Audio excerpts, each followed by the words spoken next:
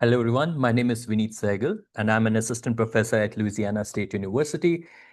It's not going to be as interesting of a slide as those that have been presented before, because it's a mix of some research and some discussions that we have had during the meetings of our soil moisture core group.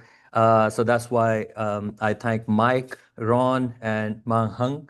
Um the discussions of which has led to this kind of framework. So this is a simple framework, as the name suggests. So what do we mean by simple framework for drought severity assessment with disparate data? So we had a great discussion yesterday. We have data coming in from remote sensing, from in situ measurements, from models, and we were talking about how we can use this for our stakeholders and how to help them make sense of this data set from soil moisture. So one of the things that we often talk about is converting soil moisture to drought deficit index or soil moisture stress index or drought indicators of different kinds. We also saw one in the last presentation. So the question is, when you have data coming in from such different sources and you have such different stakeholders, how do you make a drought indicator that is scale invariant, that is interpretable, multi-temporal, parsimonious, and is low latency? So that's the core idea. So some of this discussion will be from the research that I have done in my group, which talks about some of these issues, and some will be a little forward-looking perspective to roll up the discussion on this topic. So status update on LaCADIan, which is Louisiana Climate and Digital Ag Network. I'm so glad to report that we finished our deployment targets in March. So now we are at 24 stations across Louisiana, which are 15 of those are on LSU Ag Center research stations, which are maintained by LSU, so it's a relatively safe site. And 9 are with our private landowner partners, which have graciously agreed to let us install these sensors at their farm locations. So that's the map. As you can see, that we are very closely following the trajectory of lower Mississippi alluvial plains, which is a key research area for us, which has been hit by droughts very recently, and which is a major agricultural producer in the region. And the other blue dots that you see, they are spread across ag center research sites. In terms of measurements, something that I want to highlight, we have the standard measurement depths that we have adopted from USCRN, 5, 10, 20, 50, and 100 to keep standardized measurements across the state. But some things that we have added to our network, which gives us a little bit more breadth in terms of the scientific assessment that we can do with this. One of them is NDVI that we have mounted on the top. We also have land surface temperature measurements at the sites. And we also have 3 co-located measurements of metric potential with soil moisture, the application of which you're going to see momentarily. We have metric potential measurements at 5, 20, and 50 centimeter, and we also have soil moisture and temperature measurements across the same depths as well. And if you're a soil hydrologist interested in looking at water retention characteristic curves, this will get you excited. So as I was talking about how to translate these numbers into a drought severity assessment of sorts. So the time series over there is a sample time series from one of our initial sites. That's where we have the longest amount of data, maybe over a year. And because we have co-located measurements of metric potential at these sites, we can convert the soil moisture measurements into plant available water or fractional available water, as Ron likes to call it. So what we have over here is soil water retention characteristic. The field capacity and wilting point that you see over there are empirically calculated based on the curvature of the curve of the fitted curve. And once we have these for each of the locations, we translate the soil moisture numbers into plant available water, ranging from 0 to 1, which is 0% to 100%. So this is an example of what we have been doing. So you see 3 different depths of soil moisture at the site. So we see that 2 of the profiles are not responding too much. The moisture remains nearly consistent which is at 20 centimeter and 50 centimeter, but the green line that is at 5 centimeter, that's most variable. So when we use this methodology to convert that soil moisture into plant available water, we get the plot on the right-hand side, which is where we have plant available water assessment for each of these locations. So as we can see, even if the red line doesn't go all the way down, or the blue line doesn't go all the way down in terms of plant available water, the blue line on the right-hand side plot goes all the way down. So that means for that soil profile, which was at 50 centimeter, although the moisture content was high, the available moisture for the plant was low. And because we have dug holes in this site, so we know it's a coarse texture profile over a fine texture profile. So this kind of plots make sense. And this is a practical application or demonstration of what we were seeing in terms of plant available water across our sites for 5, 20, and 50 centimeter, and what US Drought Monitor was showing for Louisiana for, I forgot to add the date over there, but this is May 2026, I guess, 15th May 2026. And as you can see, we are closely tracking the drought development. There are obviously some smaller local patches where there's some discrepancy, but we are trying to make a consolidated drought assessment based on all these different numbers across the state. Now comes the challenge. The challenge is that on one side, we have a data set coming in from SMAP. We have NLDAS version 3. We have data set which is gridded, coming in at 2 to 3 days gap. On the other side, we have sparse network, and practically the control volume that we are talking about with field sensors is this much, maybe a can of soup.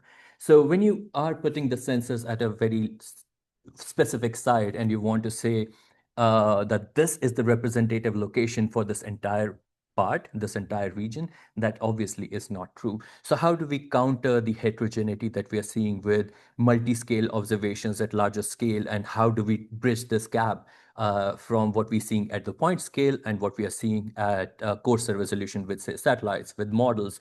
So in terms of translation of the numbers of soil moisture into a meaningful drought statistic, what methodology can we adapt that is true for the point scale as well as at remote sensing scale? So that's the target. So as I discussed, scale invariance, whatever methodology we want to develop for point scale, the same one will be applicable at the large scale. The only difference will be that the scale of observation will change, but the methodology will not. The methodology has to be interpretable. For example, if we say that the drought percentile is 20th percentile, what does that mean? How much water do I have to apply? Does that relate to the soil hydrologic thresholds? Or what does 20th percentile mean for a farmer who is actually looking to irrigate their farm? 2 minutes. I'm not sure I'll be able to finish. Not letting your hopes up, but I'm sorry. The drought index has to be multi-temporal, not daily, but it can also capture the daily time variability, but also long-term variability, because we know the flash droughts operate at a different scale temporally than hydrologic droughts or agricultural droughts. So whatever methodology we're developing, how does that account for these temporal scale differences? And it has to be parsimonious, because if we have all the information that we ever need for everything we want to do, we wouldn't be here. We would be doing it at home. So obviously we have a lot of missing gaps, a lot of missing data set. So whatever methodology that you use should be parsimonious, should have less amount of data, less amount of parameters, while giving us the same amount of impact and low latency. I don't think there's a need to explain that. So just a quick comparison of what do we mean by scale invariant, interpretable, and all these different categories that I mentioned, and how the sparse network, satellite data, and model data compare against these. So some highlights that you can see over here, some major point of contention is the scale invariance. That's where all of these methodologies fall apart, and also low latency in model data and satellite data. Although I have to give credit to NLDAS version 3, if they are providing hourly data with minimal latency, that's amazing. That's a great step in the right direction. So I think I'll have to correct that. But parsimonious, in the field scale, we discussed we need soil hydraulic parameters measured from measured in the lab to characterize the soil moisture to the right numbers. Of course, it's not parsimonious. Satellite data requires a lot of other variables that we need to characterize drought. Again, not parsimonious or semi-parsimonious, because some of this data is available globally. So there are obvious points of contention and areas where we can work on to make sure these things work. So in our opinion, in my opinion, and what we have been working on recently is what's the way forward. The way forward is that we know what soil moisture is, but at the same time, if we understand land atmospheric coupling or water energy coupling at a landscape scale, we can easily translate this information into something more meaningful. For example, if we understand how the land surface temperature varies over a diurnal cycle compared to air temperature, that has a lot of information in terms of how the hydrologic regimes at the landscape change. So on the bottom right, the plot that you see, that's the landscape conductance that we are calling it. So the landscape conductance has a nonlinear pathway with soil moisture. So you're measuring some temperature profiles from satellite data or local measurements, easily accessible meteorological data, but you also have soil moisture that you have measured at that scale, and you link these two, and this methodology will remain consistent across scale. You can use this for in situ that we have tried, and you can also use this for remote sensing assessment as well. I might want to skip this. This is a practical example of what I have been talking about. This is done at a point scale. So you see how the temperature profiles of land surface temperature and air temperature change over time during the day with soil moisture, and also how landscape conductance changes with soil moisture. So now the question was, how do you calculate the soil moisture thresholds when you have no other information? That vertical line on the scatter plot, the blue and red scatter plot, that line is the critical soil moisture. So you can differentiate water energy limitations from that threshold. So if you were looking at the water deficiency, that will be your reference point. Not the extrema, not the field capacity, not the wilting point, but that central point will be your point of reference. And this physics stays consistent and trackable across scales. This is an example of how we can calculate landscape conductance at a conus-wide scale. This is at 4 kilometer, and we see the differences in the landscape conductance for arid and humid climate. The reason why I'm showing this is just to give a perspective that even if you don't have the temperature data, know that there's a lot of data out there, a lot of legacy data from satellites that is out there that you can use to convert the numbers into the right perspective. Pseudo-diffusivity characteristic curve is something that's, again, new from our perspective. We all know that the surface and the root zone soil moisture are connected in the form of a low-pass filter. The variability gets decreased as we go down the profile. But how do you convert those numbers, that low-pass filter number, into a drought metric? You need those thresholds of field capacity, wilting point, or critical point.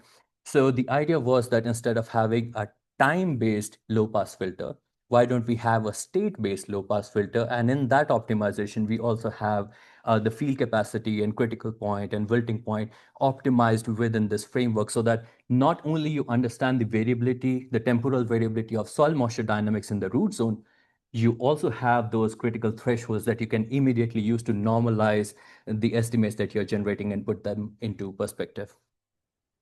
So this is an example of what we did across CONUS. We use this methodology using SCAN and USCR insights, and seem to be tracking the US drought monitor drought characterization fairly well. We have an F1 score of 0.78, which is fairly good.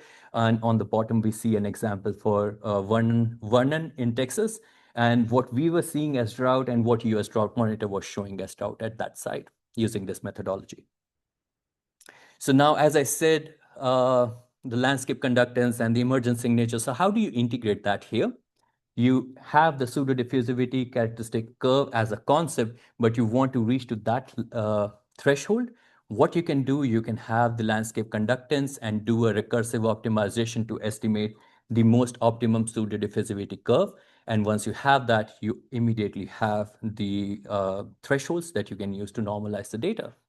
So that's pretty much it. So it has some research and some discussion. The idea is that we want to initiate the discussion and continue on discussing how do we come up with a methodology that is generating soil moisture, converting soil moisture into a drought index across scales, how we can keep it consistent across scales. And these were just some of the research that we have done so far in that direction. Thank you.